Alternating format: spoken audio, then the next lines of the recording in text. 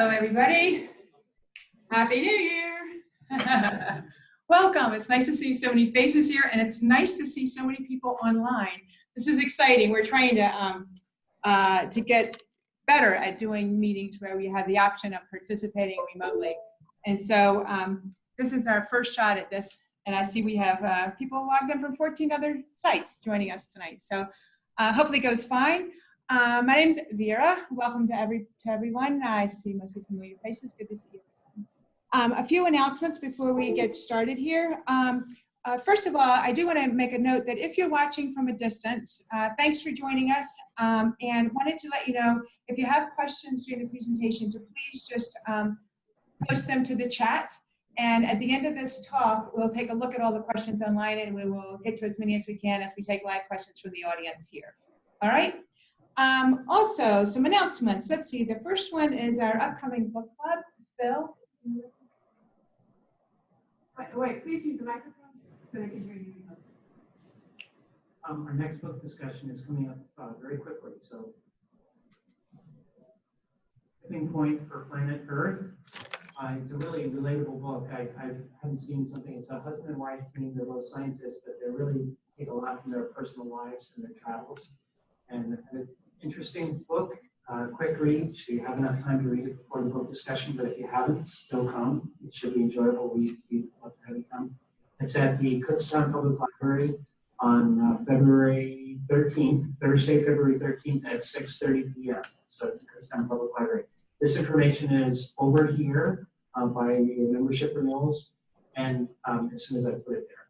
And also, it's on the website, so at elmaria.org. So if you'd like to have more information on that, welcome to join us. There's no admission fee, and there's plenty of room, so we want to see that.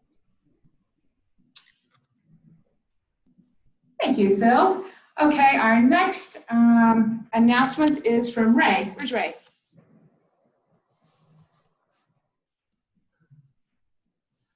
Good evening. Two quick things. Last year, we initiated an effort to participate in tree plantings. Did 2 projects. Okay, we have 39 people on our tree planting list as volunteers from 9 different counties here in Pennsylvania. So I will be at the back of the room after the meeting. If you'd like to join our list, we don't have specific plans yet, but they will be occurring in the spring and then the fall of this year. Secondly, tree trivia. I recall a couple of things we did.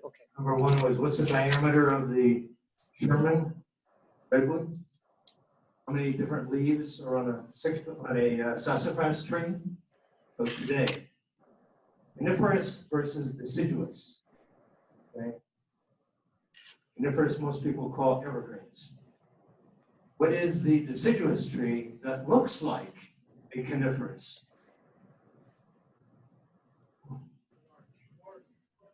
Right, larch.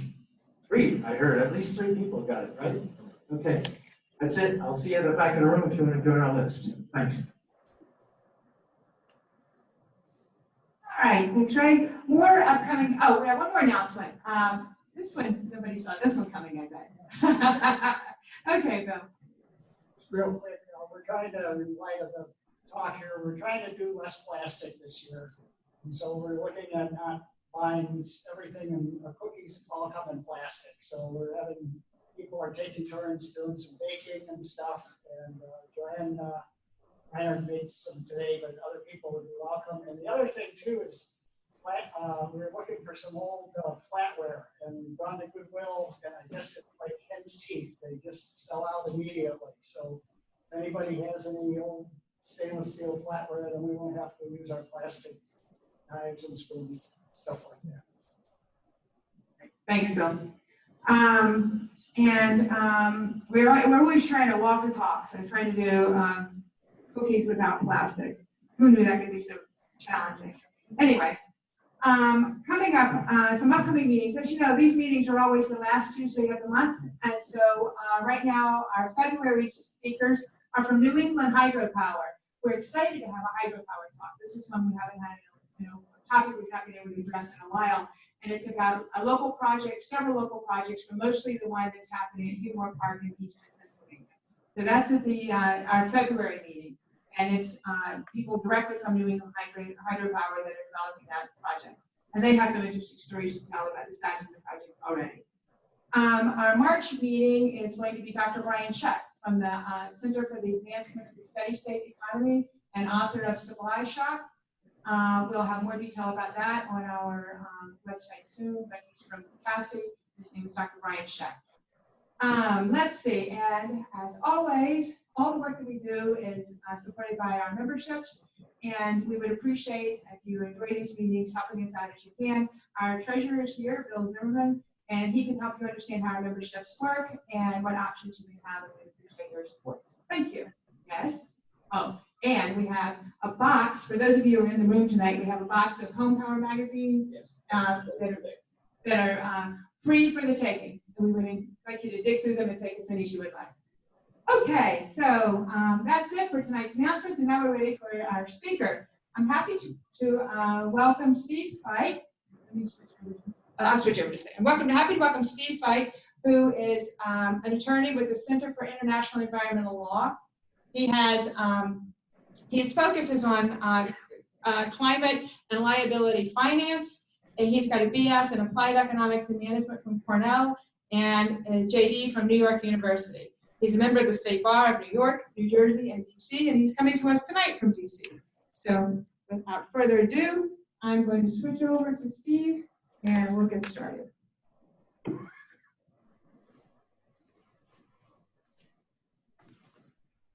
Thank you so much. Can you hear me? Okay, just a second. Let me stop sharing so that you can start sharing.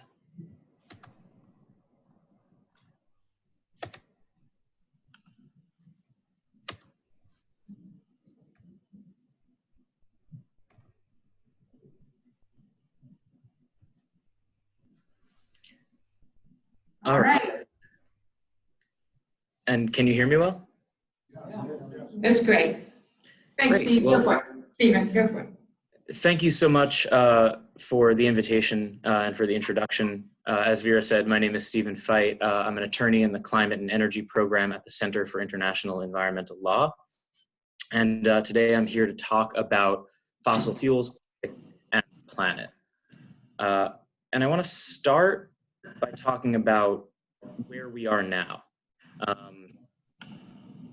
ExxonMobil has announced the world's largest ethylene cracker in South Texas. Recently, Formosa Plastics announced a similar $9.4 billion facility in James Parish, Louisiana. The Ohio River Valley in Appalachia, slated to be the second U.S. chemicals hub, with massive investments flowing into the Gulf, including a giant cracker from Shell, as well as a new announced project from PTTG Chemicals. But the story is not limited to the United States. Our gas is being shipped overseas, and ethane that it produces is being shipped to produce plastic there. You may have noticed that some of the names fueling this expansion are familiar. Your ExxonMobil's, your Shell, Chevron, Total. And the reason for that, you may or may not know, is because plastic is fossil fuel in another form. Almost all plastic are derived from fossil fuel feedstocks, from the ethane and the propane in natural gas, as well as from the naphtha derived from crude oil, and very occasionally from coal to gas processes. So when you hear ethylene or polyethylene, that is the grandchild of the ethane that is coming out of the fracking wells. In 2017, CL released a series of briefing notes called Fueling Plastics. And one of the key takeaways was that the US fracking boom has made natural gas really, really, really cheap. And this is driving a massive expansion in new production capacity for petrochemicals, but especially for plastics in the United States.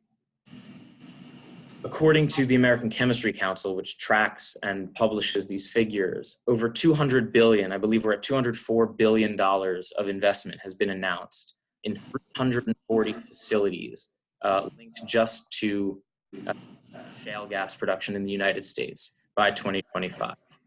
The graph that you see is a little bit out of date, but as you can see, we are essentially in the crest of a wave of announced investment in new production capacity, primarily for plastics and plastics precursors chemicals. At this rate, the production capacity for both ethylene and propylene, which are the platform chemicals of almost all plastics, are set to grow a full third by 2025, which would lock in a massive expansion of cheap plastic production for. Steve, And this is can you not hear me? happening. Steve, can you hear me? Yes. Yeah, your audio is cutting in and out a little bit. I don't know if there's anything that you can do about it. Not a lot, but a little bit. Ooh. If there's a mic on your collar or anything like that, I don't know what mic you're using. No, there's no mic on my collar. I can scoot up. Is that better? Can you hear me now? Yeah. Yeah, I think that's better. Thank you. Okay. I'm sorry, wait. We have a suggestion. What's that? Okay. Okay. Yeah. Thank you, Steve. For sure. And let me know if it cuts out again. This expansion, though, is no mistake. It's actually the plan. The International Energy Agency forecasts that the growth in petrochemicals, driven primarily by plastic, will be the largest driver of oil and demand growth between now and 2040. Another report published from the World Economic Forum that whereas plastic accounts for between 4 and 8%, maybe 6% of oil consumption as of 2015, it accounts for as much as 23% by 2050, accounting for 50% of the growth in oil consumption, all else remaining equal. This graph breaks that down. You can see the blue segments are chemicals, and you can see especially in North America and in Asia Pacific and the Middle East how the growth is really in that blue segment. And actually, I hope this isn't too disruptive. I wasn't able to import this into my slideshow, but I want to share it because I think it's really important. What's on my screen now is a slide from a presentation from BP's 2019 Energy Outlook. And this graph on the right is demand for liquids, so gasoline, those kind of liquid fuels that aren't gas, between now and 2040 in two different scenarios.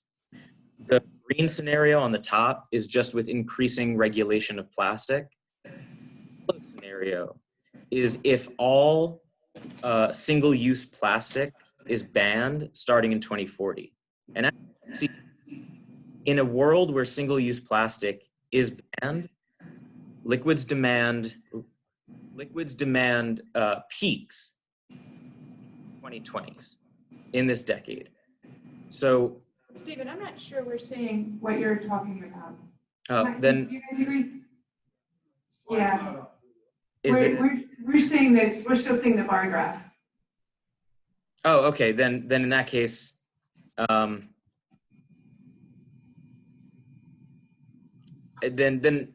that's no problem. Essentially, BP made clear that in a world where single-use plastic is banned, the growth in demand for liquids peaks this decade and begins to decline, which is to say that plastic and growth in plastic is the difference between a growth scenario and a contraction scenario for these companies.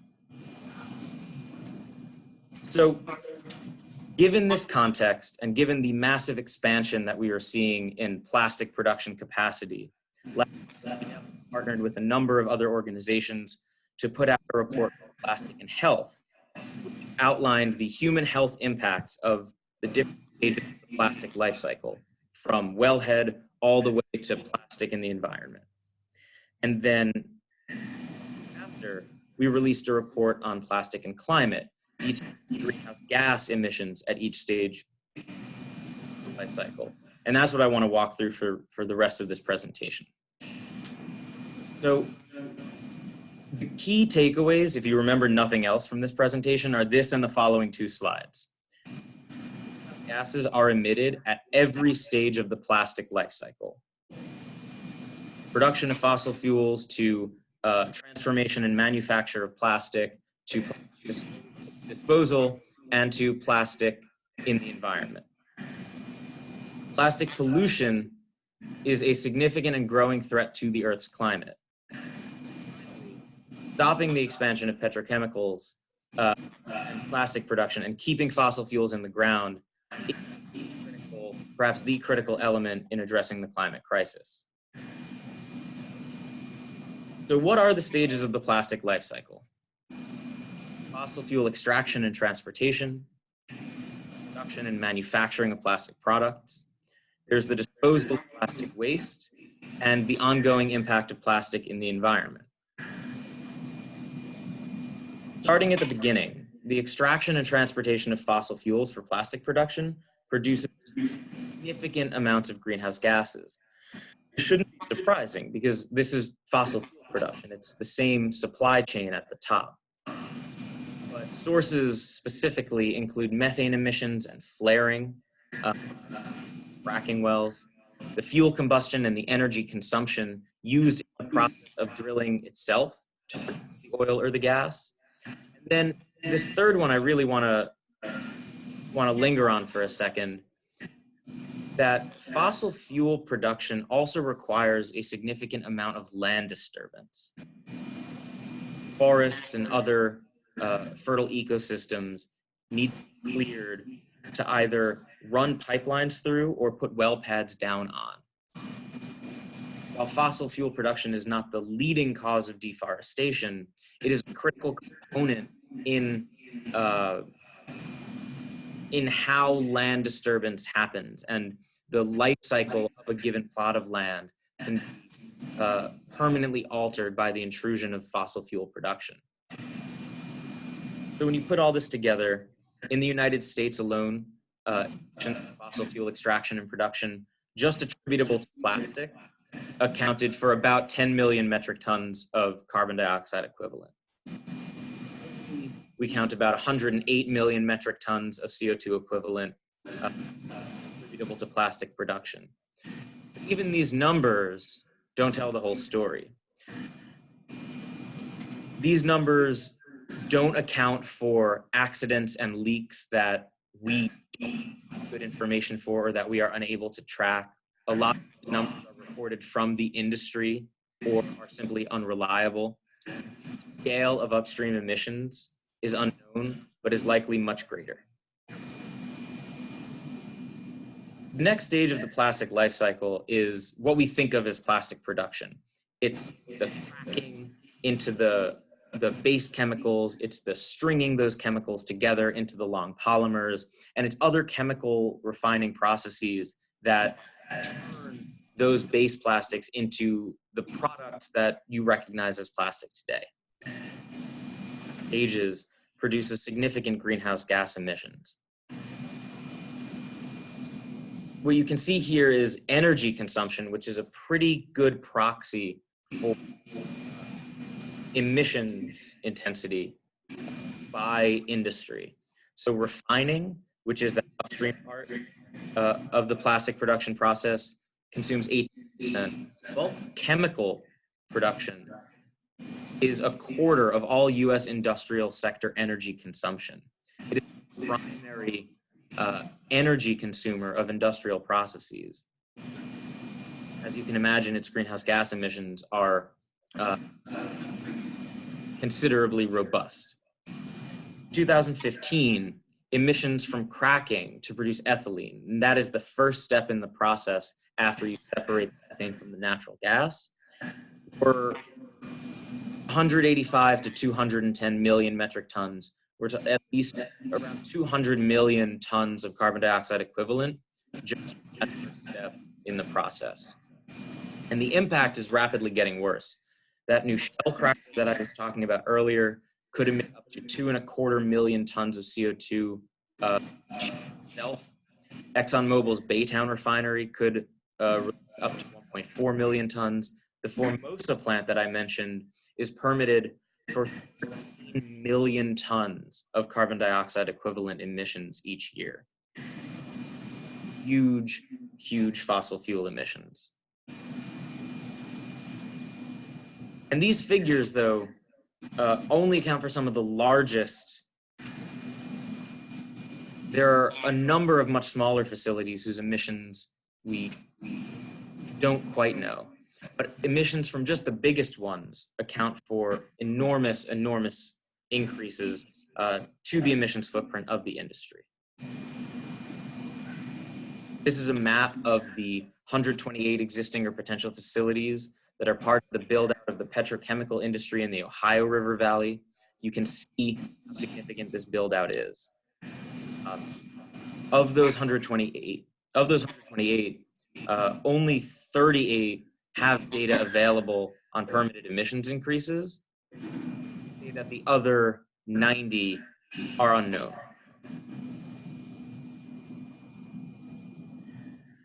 So once you've dug up the fossil fuels and turned it into a plastic product, it gets sold, used, and discarded. Where does it go? It's primarily either landfilled, recycled, or incinerated. It's not lost to the environment. After recycling, if it's used again, it's then usually landfilled or incinerated or lost to the environment. Each of these processes produces greenhouse gas emissions, but I'm going to zero in on incineration because that is really the greatest source of emissions and the threat of future sources of emissions. So in the United States, in 2015, emissions from plastic incineration were a little under 6 million metric tons. Globally, the emissions from the incineration just of plastic packaging waste, 16 million metric tons. This does not account for the open burning of plastic, which is,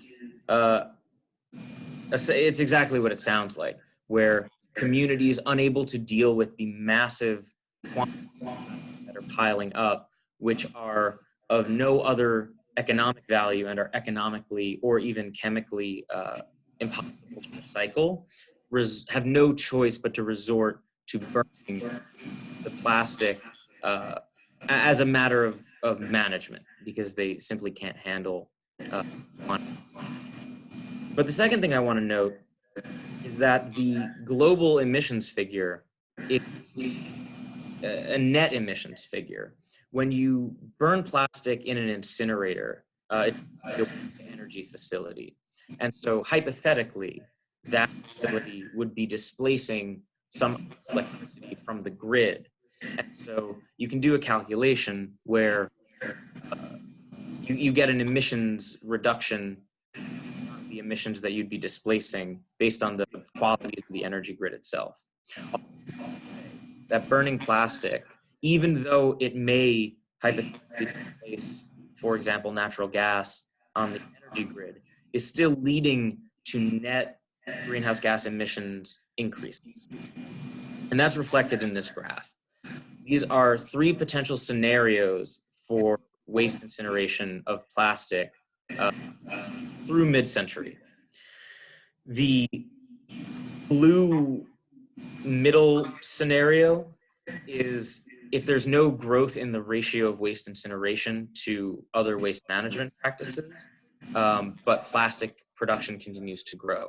The red scenario is the best case scenario where incineration is virtually gone by the middle of the century.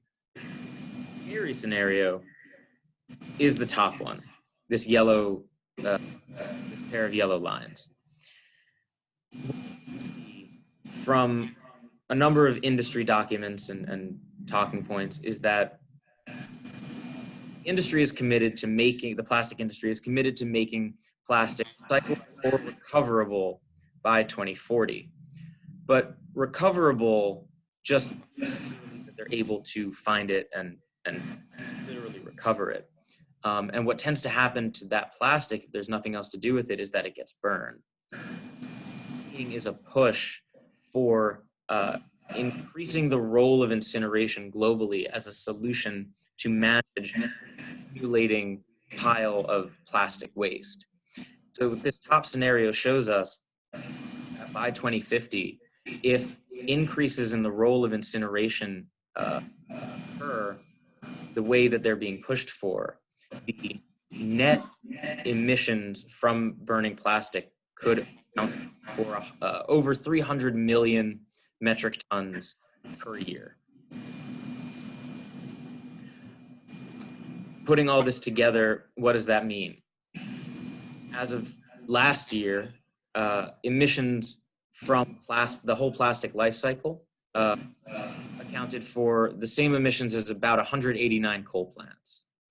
In this usual industry optimistic scenario, that could account for 615 500 megawatt coal plants running 24 hours a day, 7 days a week, 52 weeks a year.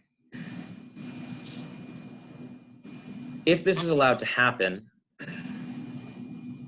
the plastic emissions from the plastic life cycle would account for between 10 to 13%. The maximum budget to meet the 1.5 degree warming target by 2050.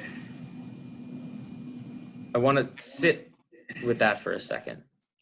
That, again, if we do nothing, plastic will eat up over 1/10 of the carbon budget by mid-century. Worse than that, because they wouldn't just stop producing plastic in the year 2051. They were producing and burning plastic at such a rapid rate that the remainder of the carbon budget would even more quickly. But because it's hard to make confident predictions past 2050, we didn't do so. This is represented in this graph, which shows both the emissions from incineration and the emissions from resin and fiber production of plastic, based on current growth trends suggested by the International Energy Agency and the World Economic Forum and other industry observers. I want to pause here, though, because there are a few things that are hidden in this graph that really need to be understood. One might ask, oh, well, what if we transition all of our energy to renewable or no carbon energy? Won't that affect the plastic life cycle? And it will, to a degree. Because plastic is produced from fossil fuel, and because the actual chemical processes of refining that fossil fuel and then cracking and polymerization working with the same hydrocarbons, the process to produce plastic is fundamentally greenhouse gas emission intense. And there's a high floor for how much you can decarbonize that process. Estimates which suggested that all of the input energy to the process was from zero carbon sources only suggested that about half of the emissions from resin and fiber production, from wellhead to the production of plastic itself, could be eliminated. So again, that lower wedge can get down to about half of its size. But even that isn't the full story. The process of cracking and polymerization, all of these really industrial processes require enormous amounts of heat and enormous amounts of power. And so often these big production facilities have captive power plants on site, meaning that even if we were to completely decarbonize the electricity grid, all of the electricity coming into the facility was zero carbon, the same natural gas turbine on site producing the production process. And that is much harder to decarbonize. So again, even though at best we can squeeze that lower wedge down to half the size, getting it all the way down there is really, really challenging, and won't just happen due to a carbon of the electricity grid. But there's also a third wrinkle in that whole calculus, which has to do with the emissions from incineration. Before, that slice that you see is net emissions, not gross emissions. There are a lot more emissions from incineration that aren't in this graph, which are assumed to displace fossil-based electricity from the grid. The better job we do at decarbonizing the electricity grid and squeezing down that wedge on the lower part, or the difference in the emissions per unit of energy produced will be incineration, which means that the width of that top slice will also grow. All of which is to say that not only is this process extraordinarily carbon intense in its emissions, it is really, really, really hard to decarbonize, fundamentally because plastic is fossil fuel just another. So that's quite a bit, but there's a little bit more. There were 4 stages that I outlined at the beginning of this presentation, and if you noticed, we've only actually gone through 3. There's what plastic does in our environment. Plastic affects the ability of the oceans to absorb carbon dioxide in really, really scary ways. So the Earth's oceans have absorbed around a third of all anthropogenic carbon emitted since the dawn of the industrial era. It is really the great carbon sink, but the oceans, of course, are suffering from that, both with ocean acidification and with increasing ocean temperatures. This is a map of microplastics in the ocean. Where you see the gray is the continents, and then the red is the most intense concentrations of microplastic, and then the purple, the least intense concentrations. So while there's variation in where microplastic is found, you can see that basically strewn throughout the whole ocean are significant deposits of microplastic, but the concentrations are different in different areas. And this is really scary for 2 reasons. One is, actually, I'm going to do this in the reverse order. In 2018, there was a study released which identified that plastic in the environment, specifically in the surface oceans, off-gassed fossil fuel, greenhouse gases simply from degrading the environment. Small amounts of methane and ethylene were found coming off of plastic particles in the ocean. And it's true that the amounts were small, but the amount that was emitted was directly proportional to the surface area of the plastic itself. And as more and more plastic accumulates in our environment, and as the pieces of plastic themselves get not decomposed, but degraded into smaller and smaller particles, the amount of plastic exposed, which could degrade and off-gas ethylene and methane, is only going to grow, which is to say that plastic, once in the environment, may present a persistent climate threat in the form of off-gassing that we are only just beginning to understand. But perhaps even more concerning is the way that microplastic may be interfering with the biological carbon pump. So the way oceans move carbon from the surface ocean to the deep ocean is through what's called the oceanic carbon sink or the biological carbon pump.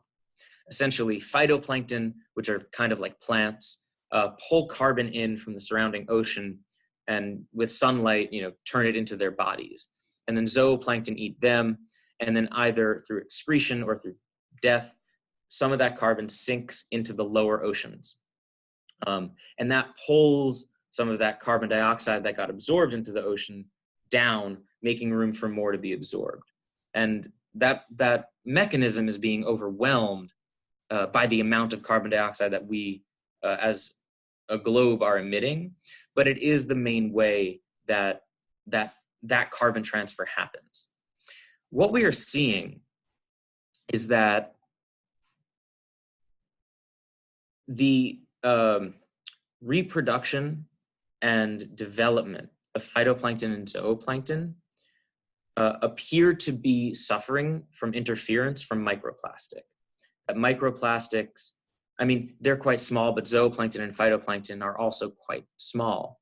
And so microplastics are both interfering with the development of phytoplankton and are also being mistaken by zooplankton for phytoplankton, resulting in zooplankton not being able to fully actually grow and develop. And if they don't, then they do much less of the transfer of carbon to the lower oceans.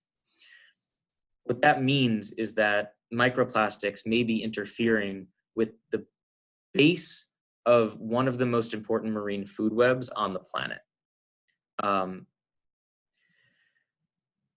Again, this is science that is emerging, but it is quite scary to think about. I don't want to overstate it, but I really don't want to understate it, because like a lot of these issues, once the plastic is in the environment, especially once the microplastics and the microfibers are in the environment, they are really, really hard, if not impossible, to remove. So there's no good cleanup option after the fact. So where does that leave us now? There are some high priority actions. We can end the production and use of single-use disposable plastic. We can stop the development of new oil, gas, and petrochemical infrastructure. We can foster the transition to zero-waste communities. We can implement extended producer responsibility as a critical component of circular economies. And we can adopt ambitious targets to reduce greenhouse gas emissions from all sectors. So here I'll end where I began, saying that stopping the expansion of petrochemical and plastic production and keeping fossil fuels in the ground provides the surest and most effective path to reducing the rising climate impacts of plastics. Fortunately, this message is being taken up by movements all across the world. We see the climate movement taking up the cause of plastics. We see plastic campaigns understanding the role in climate, but we also see the industry pushing plastic as their plan for the 21st century. So with that, I will wrap up and open up for questions.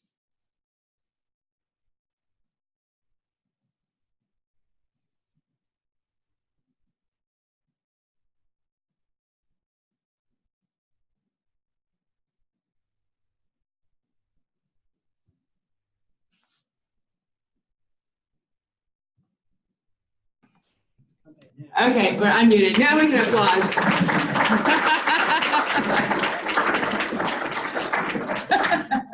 That was our second attempt at applauding. Well, thank you. All right, thanks. Let's see now. You stopped sharing, is that right? Yes, I can continue sharing if just to put. No, that's okay. Yeah. So let's see. We have some audience questions here, and then we'll look at our chat and see if we have any online questions. Okay. Sure.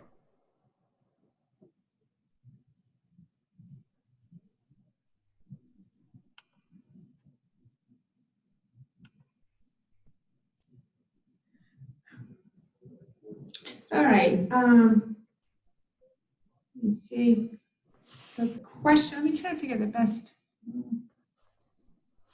guess we need to do it this way. Try to.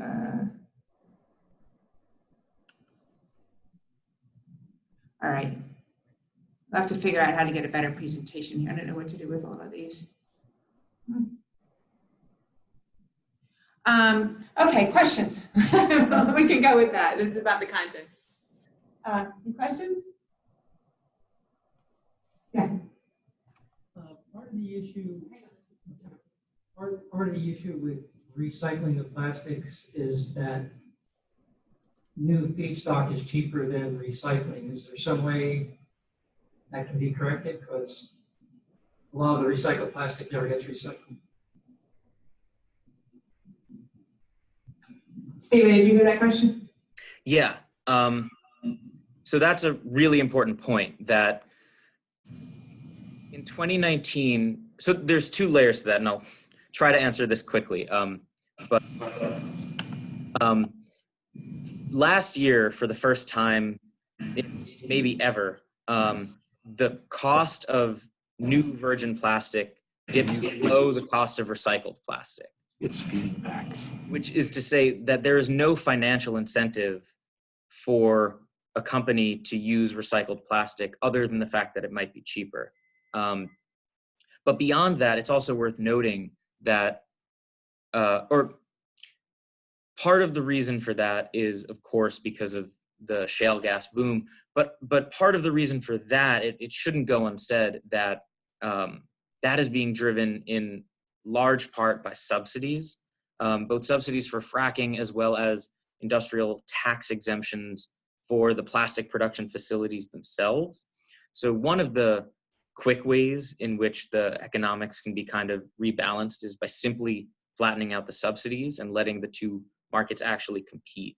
But when you peel back another layer, there's a bit of you come up against a wall, which is to say that recycling is clearly a part of the solution, and clearly the recycling system needs to be fixed, but there are limits to how much it can do, both from the perspective of continuously circulating the plastic, because virgin plastic, it's huge molecules, 40,000 atoms long.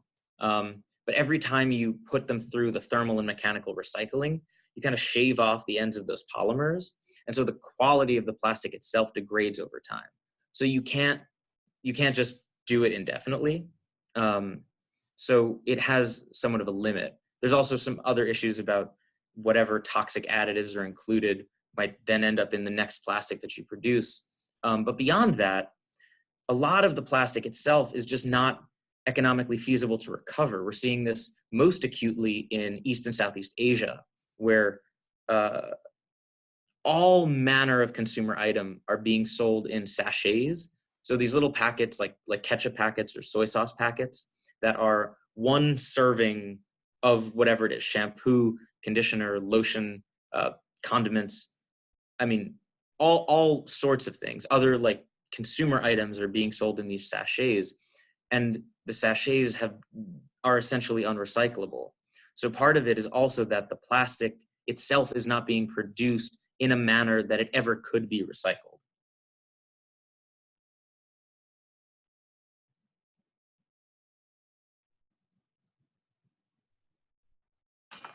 Thanks, Stephen. Are there any more questions here? Hold on. We're going to use the mic so the people that are looking in from remotely can hear all our discussion. I never heard of the term ethylene cracker, and I just wondered if you could explain that a little more. Did you get a question there, Stephen? Yeah, my apologies for failing to explain that. So cracking is the fundamental process that turns the fossil fuel feedstock into the chemicals you need to make plastic. So when you drill for natural gas, the thing that we think of as the gas is the methane, which is one carbon atom with a bunch of 4 hydrogens around it. But you also get some of the heavier elements or molecules too. So there's methane, ethane, propane, butane, pentane, scaling up from 1 carbon atom to 2, 3, 4, 5. Ethane, which is the most common of those other components, is 2 carbons and 6 hydrogens. which is just to say it's two carbon atoms. And so what ethane cracking does, or ethylene cracking does, is take that ethane and turn it into ethylene, which just means kicking off two of the hydrogens and opening up the carbon so that they can bond. And so ethylene is really volatile, and you don't really hold on to it for very long. And then that gets strung together, because those connections are open, into those really, really, really long molecules, again, 4 to 40,000 atoms long, which is what you might hear called like polyethylene or polypropylene, which is, so the ethane or ethylene cracker is the big facility. It uses a lot of heat and a lot of power to just smash these chemical feedstocks and turn them into the base chemicals to then make plastic from.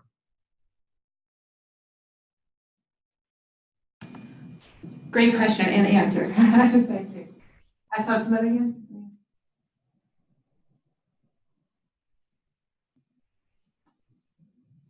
Well, we were led to believe not too long ago that when China stopped taking our plastics, that all of a sudden we were left with this big dilemma. And so I'm wondering, what was China doing with all of this plastic that was being sent to them? It seemed like there was a huge amount, and what were they doing with it? What do you know? What was their manufacturing or method of using it, disposing of it? So I am not exceptionally familiar with what was happening in China, and so I don't want to speculate too much, but I can tell you some of what's happening in the surrounding countries where a lot of that plastic is now being shipped to, because it can't be shipped to China. And essentially it is just being dumped. There are communities of waste pickers who go through waste looking for valuable pieces that they can then sell for scrap. The problem, though, is that the amount of plastic we're sending is so immense that it's simply unmanageable. Whether it's because the films that are very, very thin are not really recyclable in any meaningful way. Also, multi-materials are exceptionally hard, if not impossible, to recycle. If you think of like a bag of chips, maybe like Lay's or Doritos, usually that is a very, very thin piece of metal and a very, very thin piece of plastic kind of fused together. And there's no way to really recycle that. So, and this is what I was getting at with the open burning.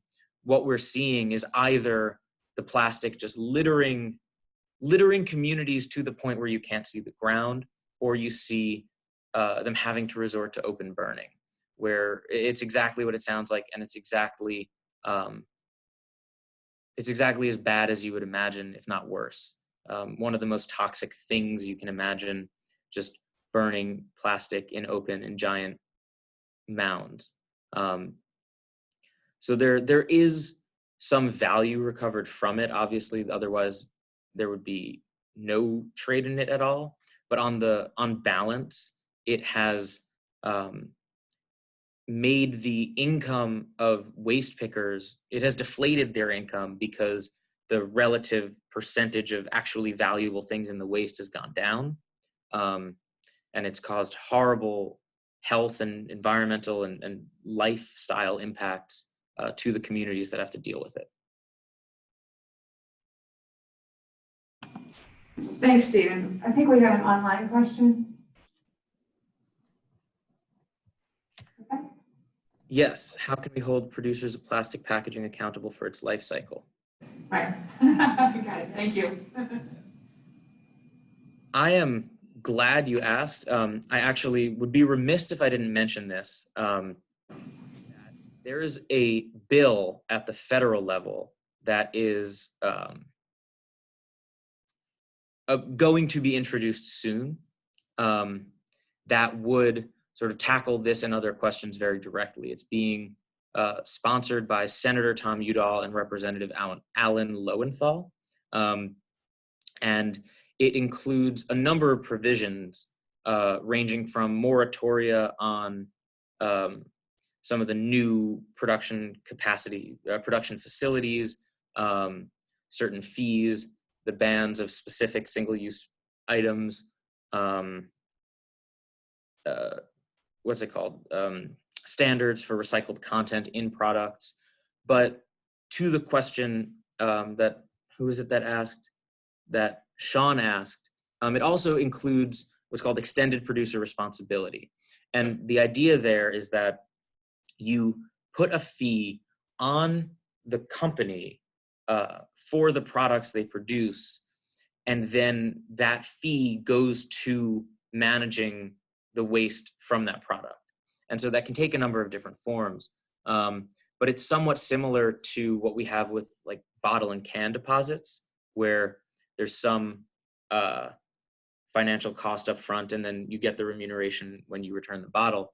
The difference, though, is that extended producer responsibility puts that fee on the companies themselves and then forces them to manage the cleanup rather than making it a voluntary, like person-to-person exchange-based system. So if you want to read more about that, I would recommend looking up Udall-Lowenthal plastic bill. It is entitled the Break Free from Plastic Pollution Act, and it'll be introduced in the next couple weeks, but an outline is available online, and there's a lot of commentary and support around it, and especially about this specific question of extended producer responsibility.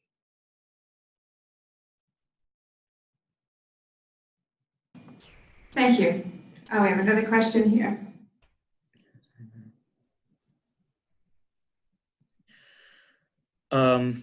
Yeah, the question is from Bob. I'm wondering about the worldwide impact of synthetic fabrics and our laundry process and how much of a contribution this is adding to the problem. Cotton fibers released during laundry are biodegradable. This is right on the mark. Synthetic fabrics are a huge problem. I don't know if you've seen the recent studies about these microfibers being found in, bottled water, bottled beer, tap water, being found in some of the most remote stretches of the Arctic or mountain passes. The stuff is getting everywhere, and it's true that laundry is one of the primary contributors to that. I'll admit that I am not an expert on textiles and synthetic fibers, so I don't have much more depth on that issue specifically. But what I can recommend everyone check out is a publication called the Plastic Atlas. I don't know if you recall in my presentation, there was that graphic with the clouds. That also comes from the Plastic Atlas, which is a compendium of 19 chapters about many of the different facts and statistics and history and context of the plastics crisis. And one or two of them are specifically about synthetic fibers. So again, I'd recommend looking up the Plastic Atlas. It's from the Heinrich Böll Foundation. And it is really a fantastic resource for anything related to plastic.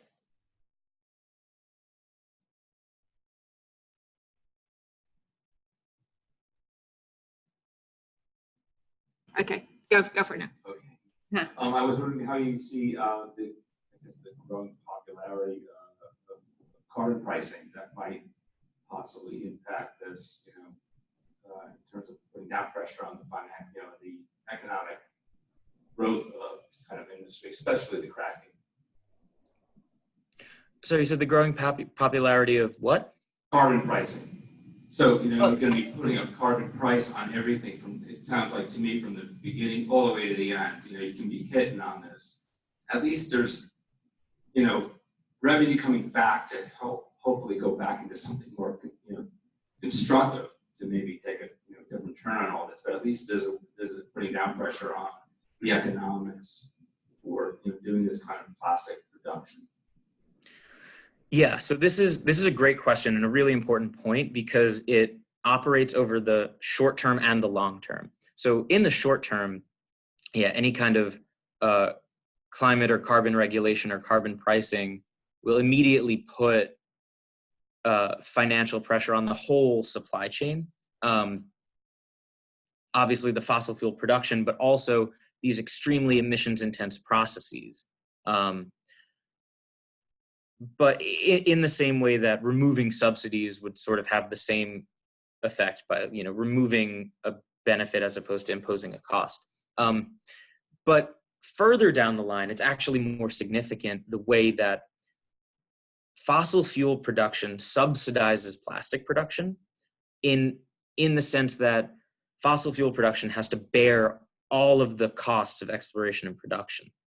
So for example, ExxonMobil's income statement in, I want to say 2015 or 16, showed its chemicals segment as representing over a quarter of all of the profit that the company made.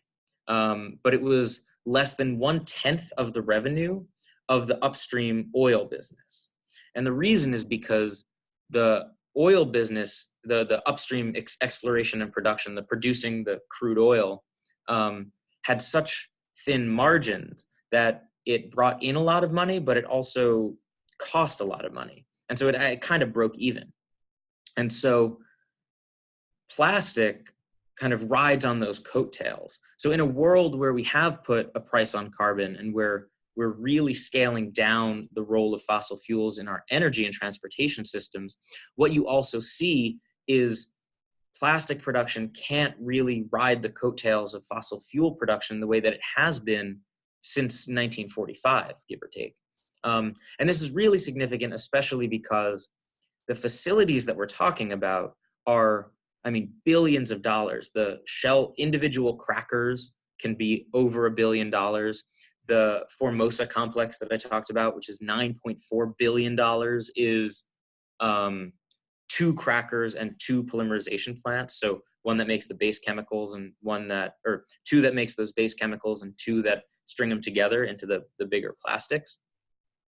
So these are giant investments that have really, really long payback periods and will be in these communities for 20 to 50 years, and which are relying on that fossil fuel production to subsidize and justify their existence.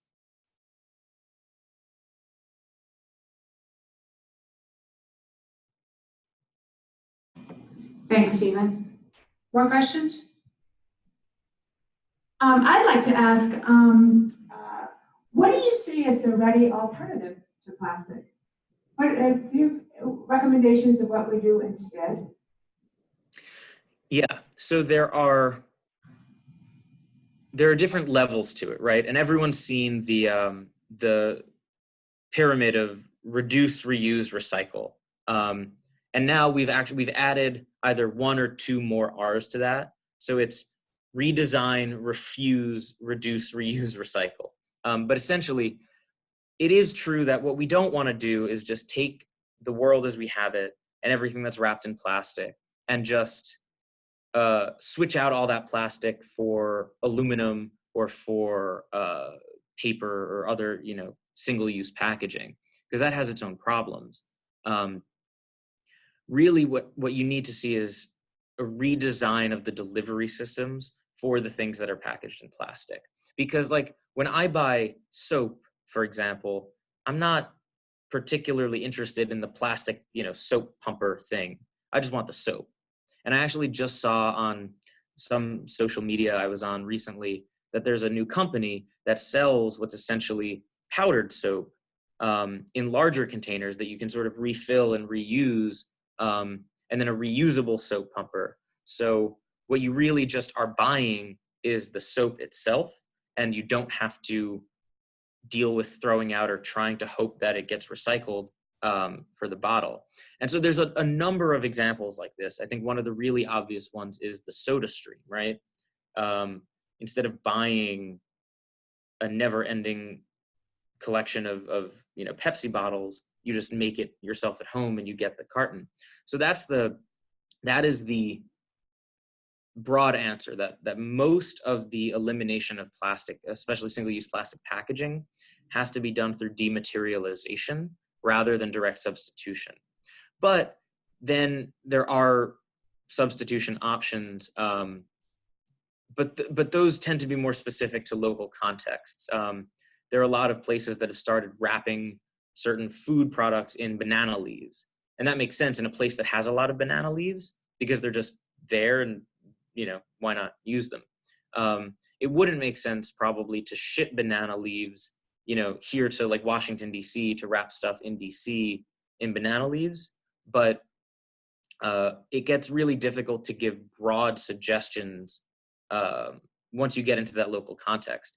I think one of the exciting things, though, is that in dealing with the plastic pollution crisis, a lot of the solutions do have to be local or regional in scale, which means that individuals can really take charge on this in looking at their communities, thinking about where they get their food and how they interact either with the producers of the food and farmers markets or with grocery stores and chains, and how they provide either bulk bins or things like that. You can talk to the restaurants in your town about how they package their carryout food and whether or not you can use reusable containers, either ones that you bring yourself or ones that they have in a kind of circular system.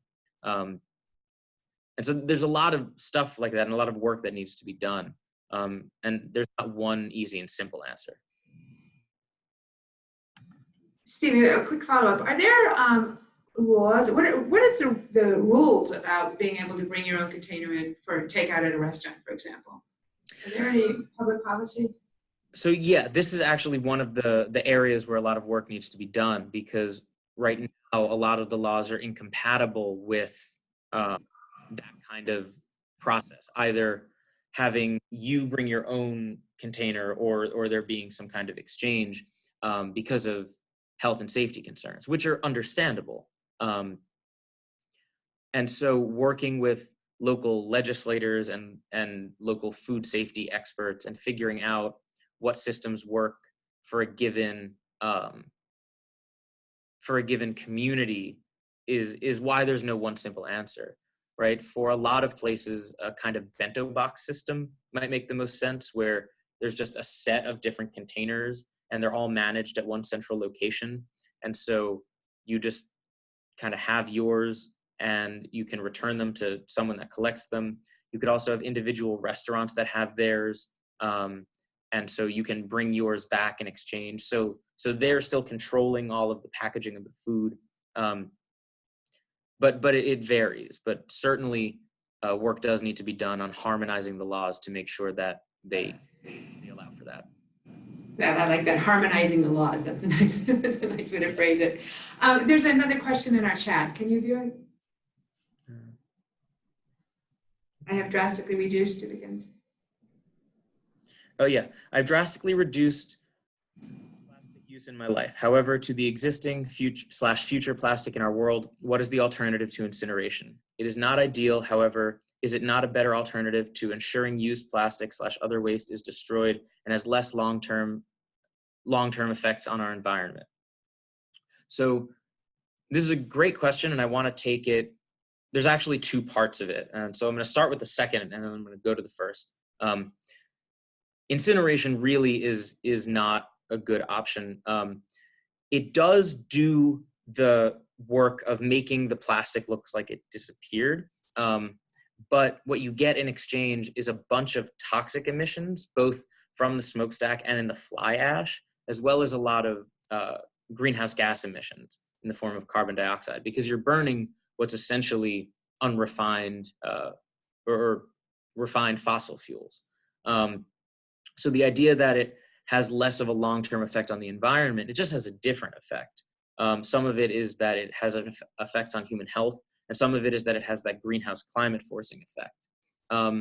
So for plastic that is currently in existence, I mean, reusing it so that it has the longest possible useful life that it can have. I mean, I have here, I think, plastic bags that I've had for years that I keep reusing for as long as they'll hold stuff.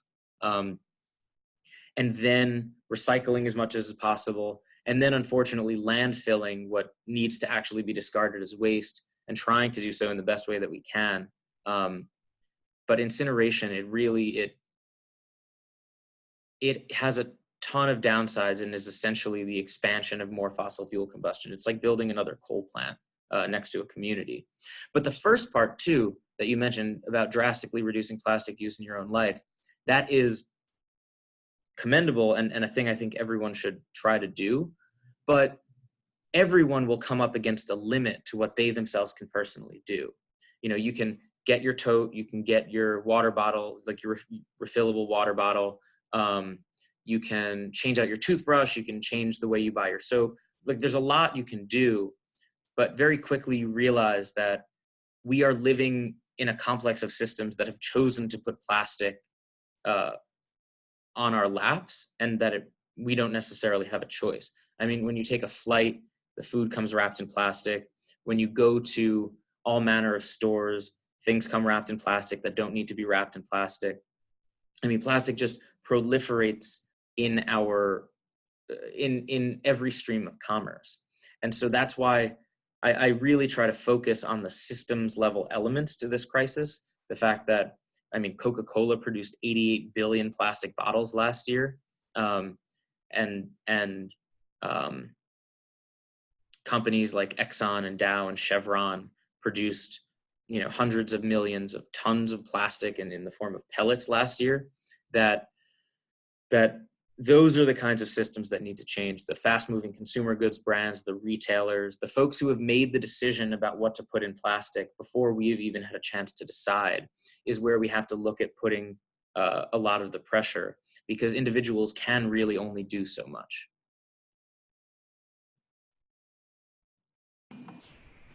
Any other questions?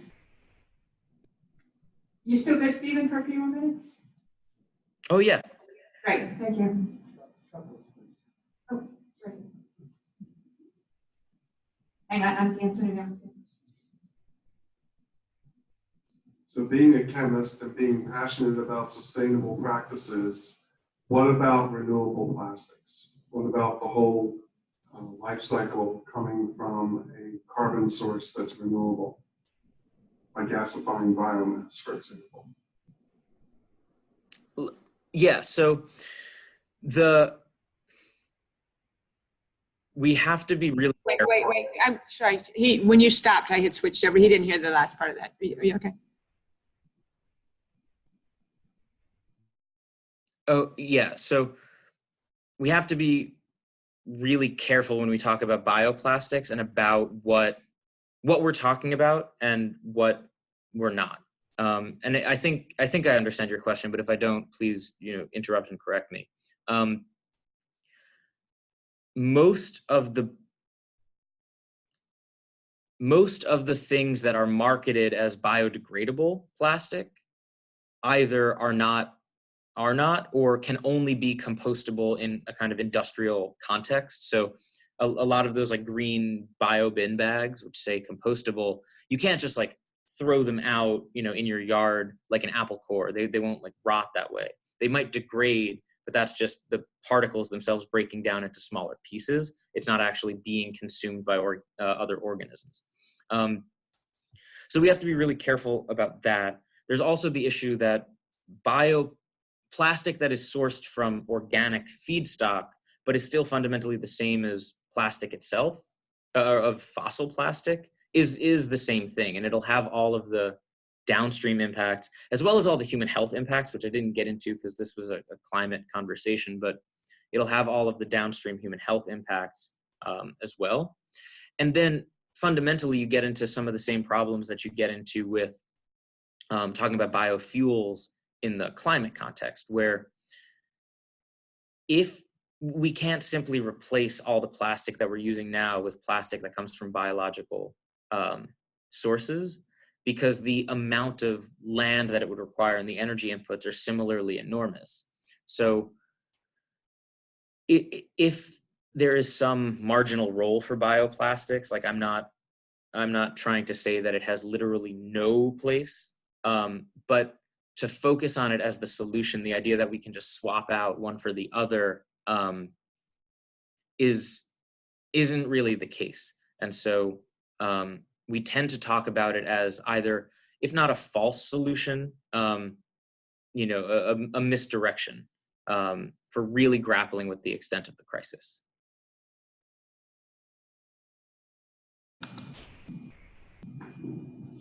Well, we used to get a lot of containers that were simply glass and easily recycled or reused or both. And it's changed over to plastic, I think, for two primary reasons, primary and secondary reason. One is it takes a lot of energy to make glass. And two, of course, it takes more energy to ship the weight of glass than plastic. But I believe during World War II, there were packaging of foods that were made from what looked like a plastic, but it was made from vegetation of some kind, so that you could just drop the whole packet right into a pot and you made your soup or what it was that was in the package.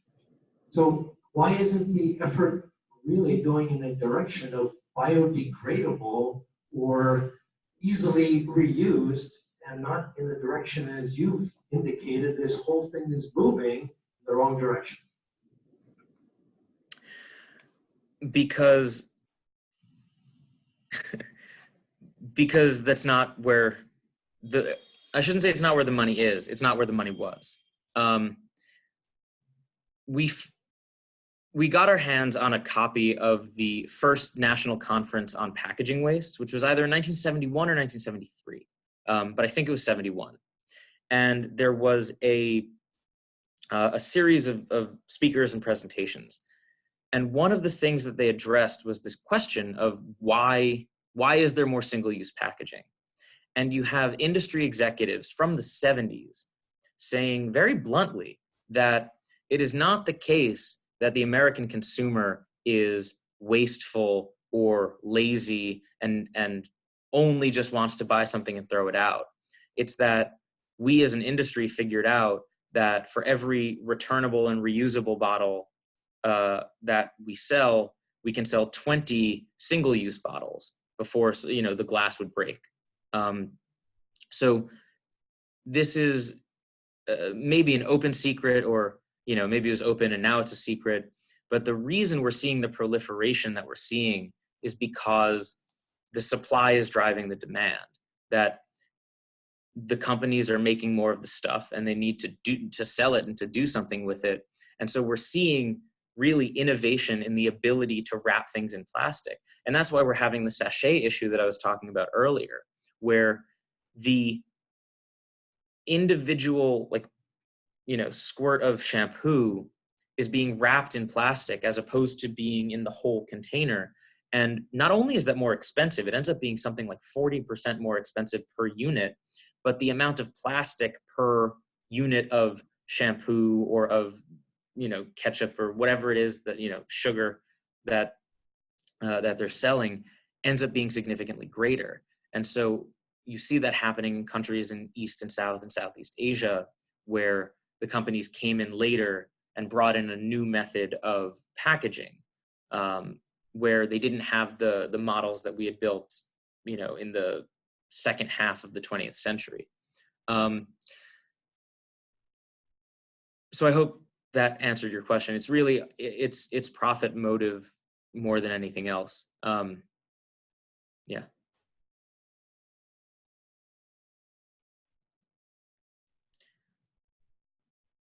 I don't know if there's anything in the room. I see a question on the chat. Take. Yeah, okay. Yeah, if you could take a look at the chat, that'd be great. Thanks. Yeah. So Irene asks, you mentioned that each time plastic is recycled, the quality is downgraded. How about upcycling, where the quality is enhanced each time it is recycled? Will that make plastic less problematic? So the term upcycling, I don't know that it has a scientific meaning as opposed to a kind of market positioning meaning, which is to say, like taking some kind of plastic and turning it into some other thing. That wouldn't improve the quality of the polymer, which is to say that, again, the strings of 40,000 atoms, they're gonna get shaved each time. And again, there's this is the kind of thing that is important as part of the solution. It's, one of the many slices that fits into the overall pie of how we deal with the plastic pollution crisis, and especially for legacy plastics, where we have, continued plastic waste in the environment, and, some sloping down on the production of plastic over time. Concepts like this and upcycling are going to be important for managing that, because we can't just ignore it. But when we think about the scale of this this crisis that we're facing, you start to see that there aren't enough markets for upcycled products. It doesn't balance out. And I mentioned, I think Coca-Cola produced 88 billion plastic bottles last year. And that number is so big, it's hard to really wrap your mind around. But so the number of plastic bottles Coca-Cola produced last year, if you stack them on top of each other, they would reach to the moon and back 31 times. Like, that is such an extraordinary amount of plastic, that amount of distance, 31 times, that fundamentally the only way out is really at the systems redesign level. And like, I don't want to, sound like I'm giving short shrift to some of these other solutions, but the scale of what we're talking about is really just that immense. That's some image. Right. Any more questions? Oh, hang on. You still good, Stephen? Yeah. Great, thank you. Is the concept that TerraCycle has with their loop program, have you heard of that? Is that something that would be potentially grow and be a benefit? Yes, and that is actually kind of the key example of the way the thinking in this space has evolved. So I'm somewhat going to represent the founder of Loop, and so this is kind of a hearsay, secondhand thing, but I believe I've heard him speak and seen what he's done enough to represent it adequately, which that TerraCycle, that company was designed to try to recycle some of the multi-materials or some of the more difficult to recycle plastics. And Right, Stephen, can I ask you to give us, the full audience, a little bit of a background on what these topics mean, TerraCycle and Loop? Yes, so TerraCycle is a company that takes some of the harder to recycle plastics or materials and recycles them. I'm not actually super familiar with the process, but for example, I believe like Cliff Bars or similar like granola bar type wrapping, which can't conventionally be recycled, some of those could be put through the TerraCycle process and recycled and then turned into something else. So Loop is basically a product delivery system where, like the old school milkman, you would get stuff delivered to your house in these reusable containers, and you would just hold on to them until you put them back in the box, and then you got your new box and you gave them back the containers. And essentially it's a centralized product distribution method, following in the footsteps of a lot of the other kind of straight to the consumer delivery systems. But this one was designed explicitly to be all reusable containers as opposed to disposable single-use packaging. And the founder of TerraCycle then founded Loop. And my understanding of his reasoning is that he essentially went through the thinking and the understanding that we've been talking about tonight, where the TerraCycle process, he realized, would not actually deal with the problem at the scale it needed to be dealt with, and that the way to dig ourselves out of this crisis is to actually just design plastic packaging and single-use plastic out of the system altogether. And so that evolution from TerraCycle, which I believe still exists and is operational, but from TerraCycle to Loop is the kind of systems level thinking that I'm talking about, and really just redesigning the plastic and the packaging out of the products. Oh, interesting. That was a high note. Any other questions now? Well, I think we can thank you. Most appreciated. Yeah. Thank you all so much. This was so great. Yeah, and thank you for your interest and your attention and staying out talking about plastic and climate till 8:30. I really appreciate it. Well, it's back at you. Stephen, I'll follow up with you with maybe some resources and links we would want to share with the group based on this conversation tonight. Okay? Oh, for sure. Great. Thank you so much. Have a good night. Thank you. Safe travels. Bye. You too. Bye. Bye.